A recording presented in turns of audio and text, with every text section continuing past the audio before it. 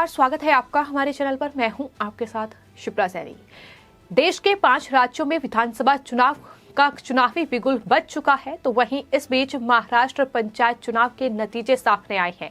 और बीजेपी एक बार फिर महाराष्ट्र में सबसे बड़ी पार्टी बनकर उभरी है और इस जीत का जश्न लगातार महाराष्ट्र बीजेपी की ओर से मनाया जा रहा है। तमाम बीजेपी के नेता बीजेपी की इस जीत पर ट्वीट कर रहे हैं और इसी कड़ी में महाराष्ट्र के पूर्व मुख्यमंत्री देवेंद्र फडणवीस का ट्वीट सामने आया है, जिसमें उन्होंने महाविकास आघाड़ी सरकार पर निशाना साधा है। देवेंद्र फडणवीस ने लिखा है कि महाविकास आघाड़ी सरकार द्वारा कितना भी पैसा, सजा और सत्ता का दुरुपयोग किया जाए, लेकिन बीजेपी नंबर 1 पार्टी बनी रहेगी। बीजेपी अपने 24 सहयोगियों सहित अधिकतम 30 नगर पालिकाओं में सत्ता में आई है और इसके लिए देवेंद्र फडणवीस की ओर से तमाम कार्यकर्ताओं को बधाई दी गई है। साथ ही देवेंद्र फडणवीस ने एक और ट्वीट में ये लिखा है कि महाविकास आघाड़ी सरकार को नकारने वाले सभी वोटर्स को उन्होंने धन्यवाद दिया है, सभी का आभार व्यक्त किया है। लेकिन इसी के साथ साथ एक और ट्वीट में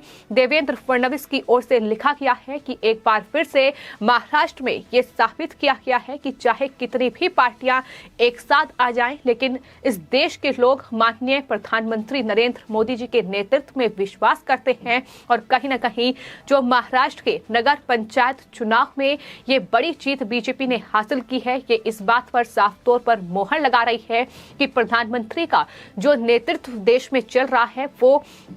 सबसे ऊपर है, उसे जनता पसंद कर रही है। ये साफ तौर पर चुनावों में जीत बयां कर रही है। आपको ये बता दें कि महाराष्ट्र में पंचायत चुनाव 2020 के नतीजे सामने आए हैं और टोटल 1802 सीटें थीं, जिसमें से अभी जो नतीजे सामने आए हैं उसमें बीजेपी सबसे बड़ी पार्टी बनकर उभरती नजर आ रही है। आपको बता दें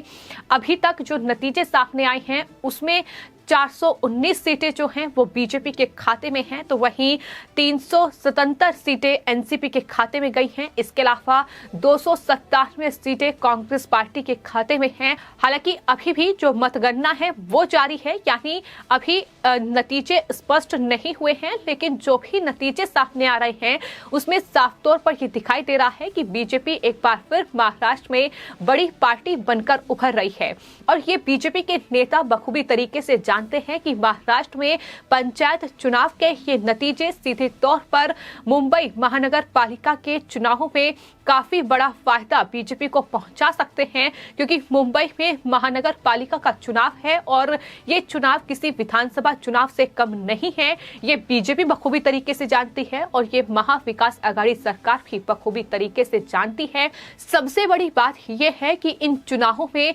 शिवसेना को करारी हार हाथ लगी है, यानी महाविकास आघाड़ी सरकार में शामिल शिवसेना जो बीएमसी पर काबिज है। आपको बता दें पिछले करीब 30 सालों से बीएमसी की सत्ता पर शिवसेना है और कहीं ना कहीं इस बार बीजेपी के पास मौका है कि वो महाराष्ट्र में मुंबई महानगर पालिका का चुनाव जीतने में कामयाब हो जाएं, क्योंकि कहीं ना कहीं जो महाराष्ट्र में चुनाव हो रहे हैं, फिर चाहे वो लोकल बॉडी इलेक्शन हो या फिर जिस तरीके से सिंधुदुर्ग और साथ ही मुंबई में जिला सहकारी बैंक के चुनाव हुए हैं, उसमें एक तरफा जो मत है वो बीजेपी को हासिल हुआ है और महाविकास आघाड़ी सरकार दूर दूर तक नजर नहीं आई है। कहीं ना कहीं ये लोकल बॉडी इलेक्शन के जो नतीजे हैं वो भी साफ तौर पर यही बयां कर रहे हैं कि बीजेपी की लहर महाराष्ट्र में है और ये इसलिए भी महत्वपूर्ण बीजेपी के लिए कहीं ना कहीं चुनाव नतीजे हैं, क्योंकि देश के 5 राज्यों में अगले महीने विधानसभा चुनाव होने हैं और उन तमाम विधानसभा चुनावों में बीजेपी के लिए जीतना बहुत जरूरी है। बात चाहे उत्तर प्रदेश की जाए, चाहे उत्तराखंड की जाए या फिर पंजाब की जाए, क्योंकि कहीं ना कहीं जिस तरीके से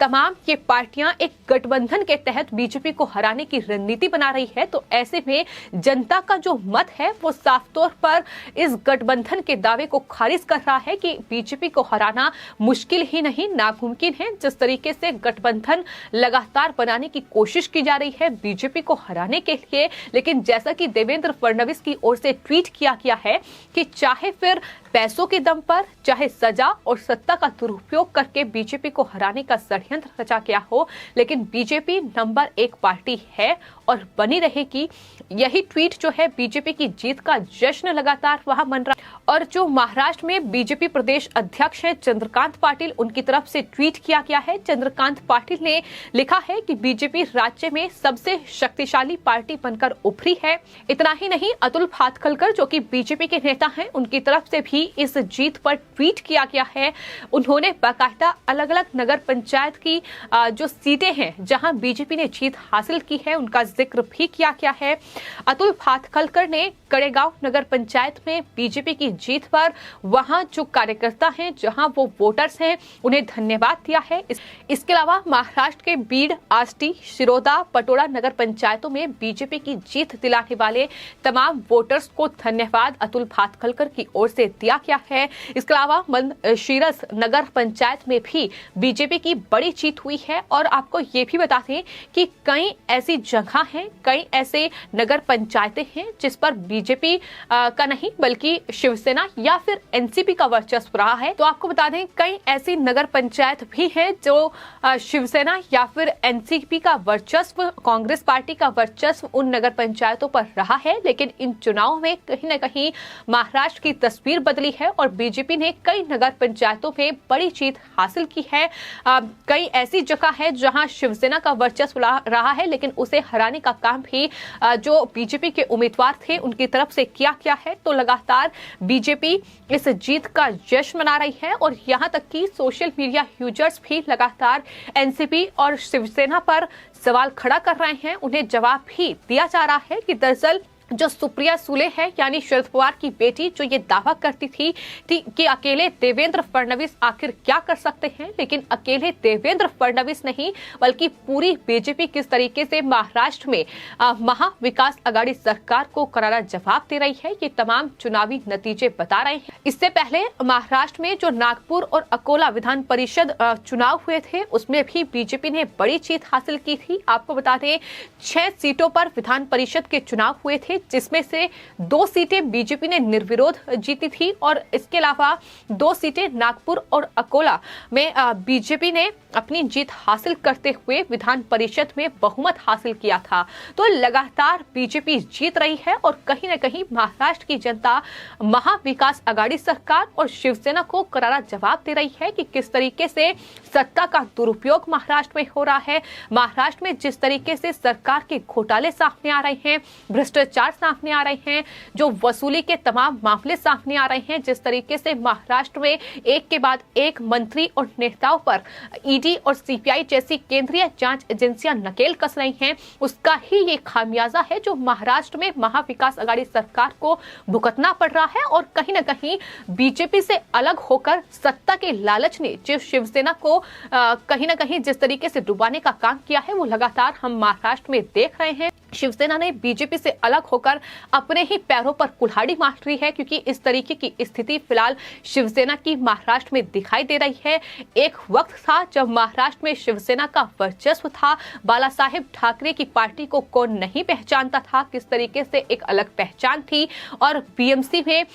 तमाम कार्य उनकी तरफ से किए गए। लेकिन वही बीएमसी आज भ्रष्टाचार में लिप्त है, उसके अधिकारी लगातार भ्रष्टाचार कर रहे हैं, मुंबई की जनता के लिए कोई कार्य नहीं किया जा रहा है और यही तमाम चीजें हैं जिसको लेकर बीजेपी ने फिलहाल महा विकास आघाड़ी सरकार और खास तौर पर मुख्यमंत्री उद्धव ठाकरे और शिवसेना के खिलाफ मोर्चा खोल दिया है। लगातार बीजेपी के तमाम नेता एक रणनीति के तहत वहां महा विकास आघाड़ी सरकार पर हमलावर है, तमाम उनके घोटालों को उजागर कर रहे हैं। महाराष्ट्र की जनता को यह बखूबी तरीके से बताया जा रहा है कि किस तरीके से उनके साथ शिवसेना ने विश्वासघात किया है और किस तरीके से महाराष्ट्र की जनता के साथ धोखा किया गया है। और कहीं न कहीं अब जो नतीजे अलग अलग चुनावों के सामने आ रहे हैं वो साफ तौर पर ये बता रहे हैं कि आने वाले वक्त में शिवसेना की मुश्किलें कई गुना बढ़ने वाली हैं। कुल मिलाकर ये नगर पंचायत चुनाव के नतीजे शिवसेना के लिए बड़ा झटका है, क्योंकि आने वाले वक्त में मुंबई महानगर पालिका चुनाव में